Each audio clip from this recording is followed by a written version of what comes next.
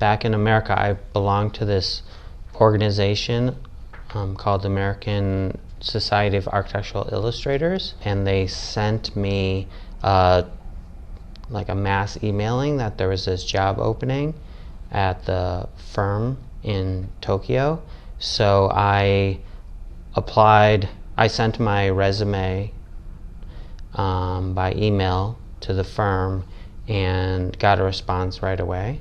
Then I received a job offer by email. Actually, kind of didn't think that I would.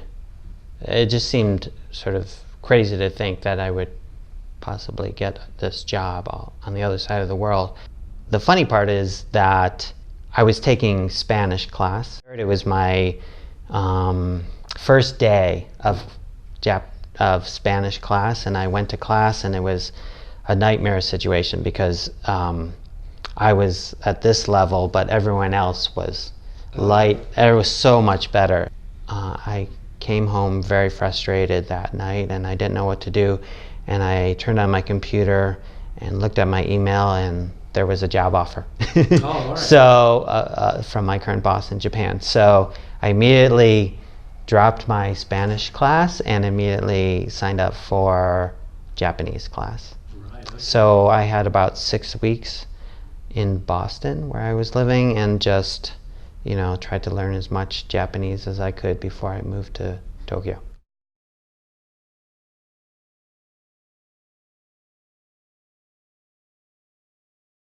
I work for a large architecture firm, and we have a architectural illustration department of 8 to 12 people, hand-drawn and Photoshop.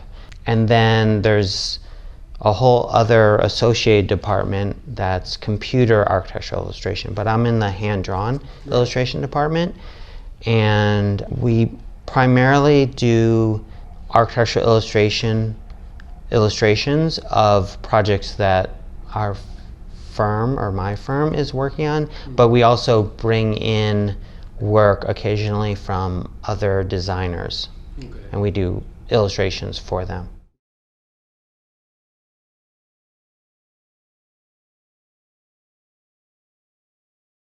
I would say, to be honest, it's not easy.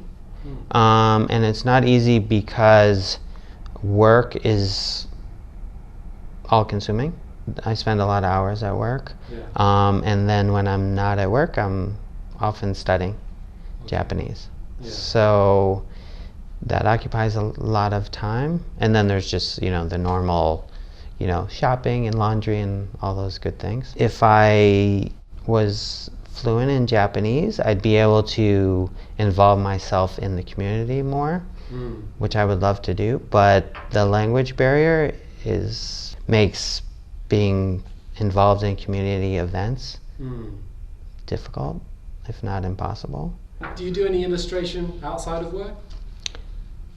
Yeah, before I came to Japan, I always did a lot of illustrating outside of work. When I came to Japan, not as much, but I have had a few opportunities to do my own illustrations. I worked on an illustration of the Tokyo station with the idea of making it into my holiday card, which I sent out to people, and then I showed it to my boss in the illustration department, and he liked it so much that he wanted to make it, and we made it, the holiday card of the illustration department, which got sent out to other people within the company and also his contacts.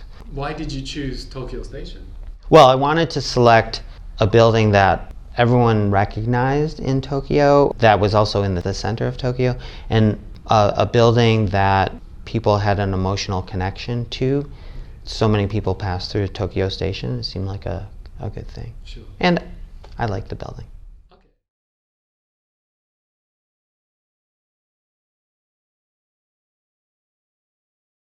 I've never been in a city that has such far-reaching ownership Boston, where I'm from, we have islands that are part of the city of Boston, and obviously New York City has the same, other places as well. But Tokyo's on a whole other level because it's so distant. Some of these outer reaches of Tokyo proper are so distant and so rural.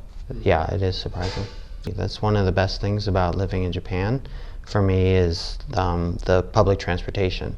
Being able to get to these small communities way far out of the center of a city by public transportation. It's amazing.